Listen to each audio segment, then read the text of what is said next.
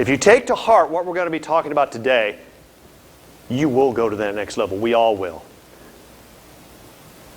Here's the nice truth. We know everything there is about successful people. They have been studied for decades. I have studied them for years myself, and then there are people that I stood on their shoulders who had studied them for decades before me. We know their habits, we know their thoughts, we know their beliefs, we know the actions they take, and here's the key. Jot this down. First thing I want you to jot in your notes is this right here. Success leaves clues.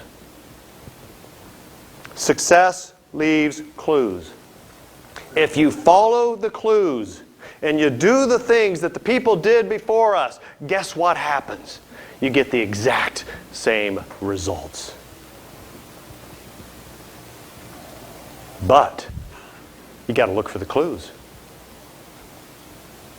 Years ago, one of my colleagues, Brian Tracy, used to tell a story about Albert Einstein.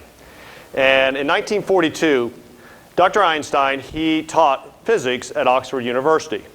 And he had just administered a test to the seniors in the physics organization over there at Oxford. And he and his teaching assistant, a little British guy, were walking across the campus. And the little TA, the teacher assistant, was a little confused. He's going, you know, Dr. Einstein, I just don't understand. Well, what's bothering you, my son? Well, the test that you just gave the seniors in the physics class. Isn't that the exact same test you gave them last year? Yeah. Same exam. Dr. Einstein, how do you give the exact same test to the exact same students 2 years in a row? Oh, it's easy. The answers have changed. The answers have changed. Now, what was Einstein talking about? The answers have changed. It's physics. But you think about it, the answers have changed with us as well. What were you worrying about 1 year ago today? It's not the same as what you're worrying about right now, is it?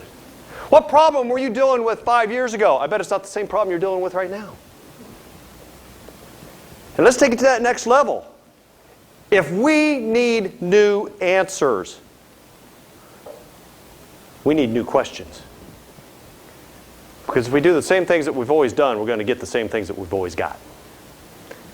And so we need new questions and new answers. I began to appreciate this a few years ago. My oldest is a sophomore in high school. And my first experience with the new math was when he was about in 4th or 5th grade.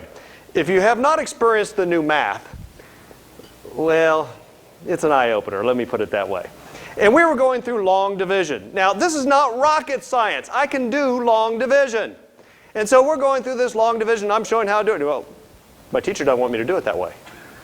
What do you mean your teacher doesn't want you to do it that way?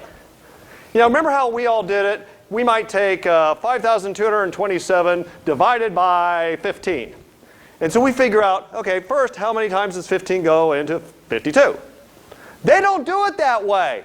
They figure out, let me guess. How many times does 15 go into 5,227? And they guess. Well, if they don't guess correctly, you can see how long their problem is. I actually said to my son, and my wife had about a fit on this. I actually said to him, I was so frustrated, I go, Andrew, if your teacher had 100 problems, I have the same 100 problems, we'll get the same answer, I'll beat her speed-wise every time. And my wife's going, you can't say that to him. Which he's right, I shouldn't have said that to him. But we need better answers because we need better questions. And so as we go through this day, I'm hoping a lot of questions will pop into your head. What are the questions that the successful people ask?